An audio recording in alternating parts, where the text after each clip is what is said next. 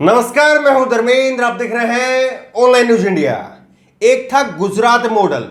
उस गुजरात मॉडल की दुहाई दे दे करके लोगों के कान पका दिए। देश से लेकर के विदेशों तक Gujarat model, Gujarat model, Gujarat model ऐसे बेचा गया कि ना जाने क्या है।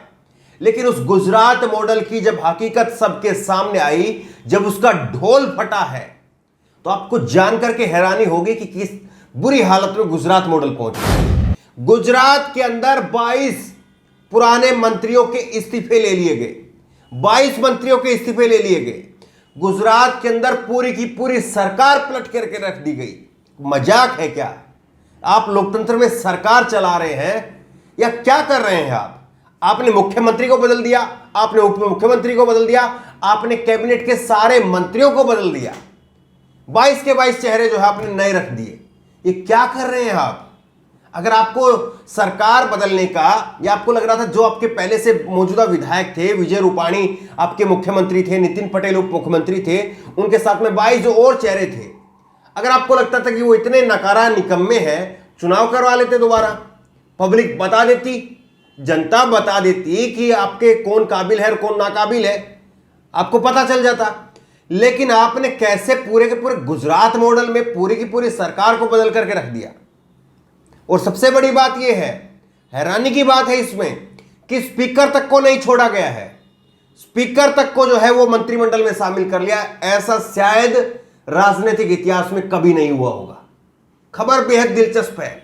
इस खबर को आप अंत तक जरूर देखिए। आपको बताएंगे गुजरात मॉडल की जब सच्चाई लोगों के सामने आई है, जब कलई खोलने का काम किया है गुजरात मॉडल का, तब क्या हालत हो गई है गुजरात मॉडल की। सच्चाई यह है कि ये पूरी तरह से मोदी और अमित शाह का जो गुजरात मॉडल था उसका डोल फट चुका है और वो किसी काम का नहीं है।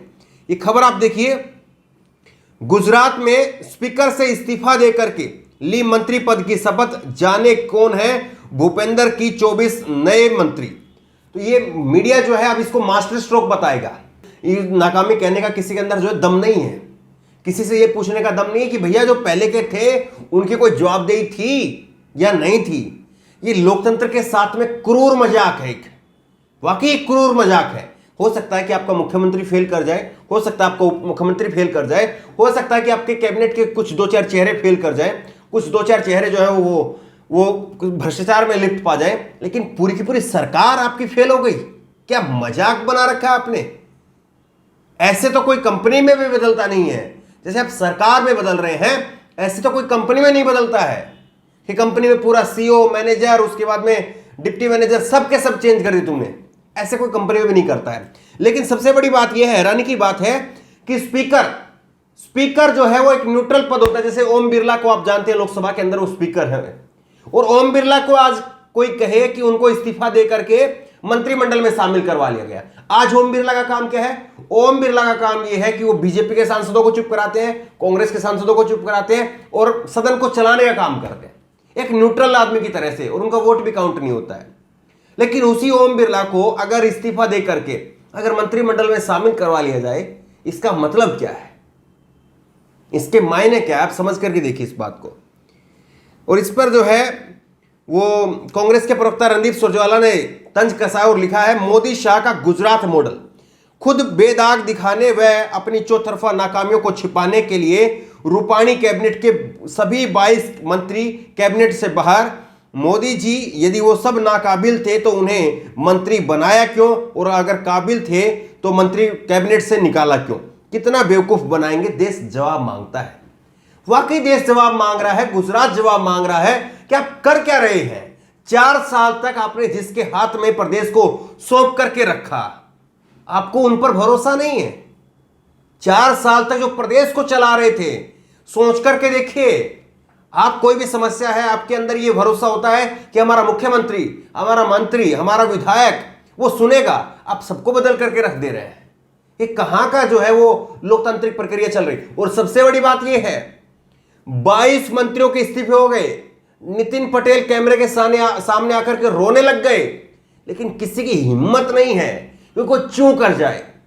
किसी की हिम्मत नहीं है कि कोई चूं करे। 22 आदमी बाहर कर दिए और 22 में से एक भी आदमी चूं नहीं कर रहा है। कोई तो वजह होगी। ऐसा क्या दबा करके रखा हुआ है? ऐसी कौन कौन सी किस किस की फाइल जो है वो कहां कहां पर रखी हुई है कि 22 के 22 मंत्रियों को आपने बाहर भेज दिया और कोई चू नहीं बोल पा रहा है? सोच करके देखिए बीजेपी में किस तरह से बीजेपी अपने अंदर जो कहती है कि हम डेमोक्रेटिक पार्टी है, एक हमारे अंदर वो तानाशाही नहीं है कि एक परिवार की पार्टी है, हमारे यहां पर कोई भी अध्यक्ष बन सकता है, इतना डेमोक्रेटिक पार्टी है। वो बीजेपी में क्या कुछ हो रहा है ये देखिए। श्रीनिवास बीवी ने भी ट्वीट किया इसको लेकर के। श्रीनिवास बीवी ने 2 ट्वीट किए इस पर। श्रीनिवास ने लिखा है, दिल्ली में बैठे 2 गुजरातियों ने गुजरात में बैठे करीब 23 गुजरातियों को राष्ट्रीय बेरोजगार दिवस की पूर्व संध्या पर किया बेरोजगार। नोट, बेरोजगारों में गुजरात के मुख्यमंत्री, डिप्टी सीएम समेत 22 मंत्री शामिल हैं।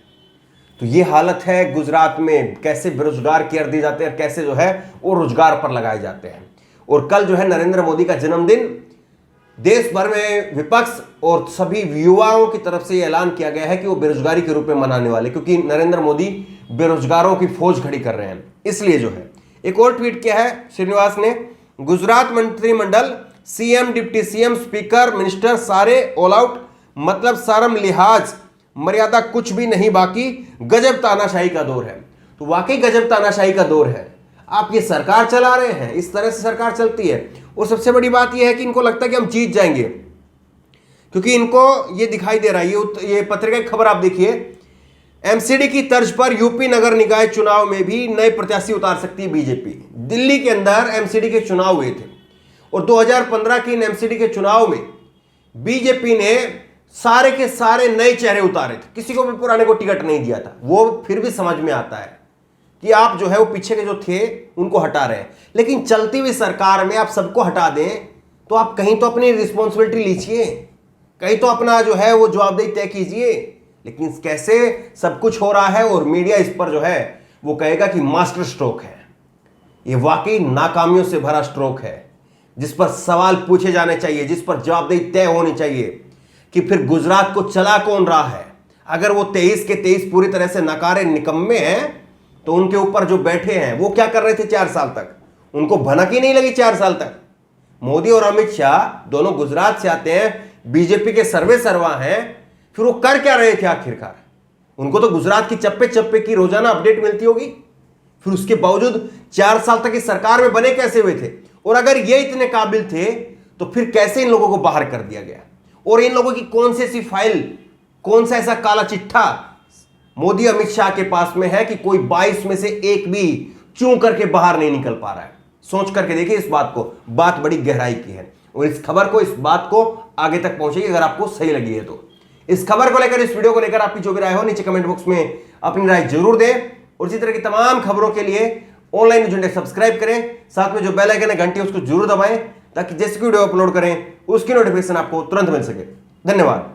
इस खबर को अभी लाइक करें, शेयर करें, अभी चैनल को सब्सक्राइब करें और घंटी जरूर दबाएं।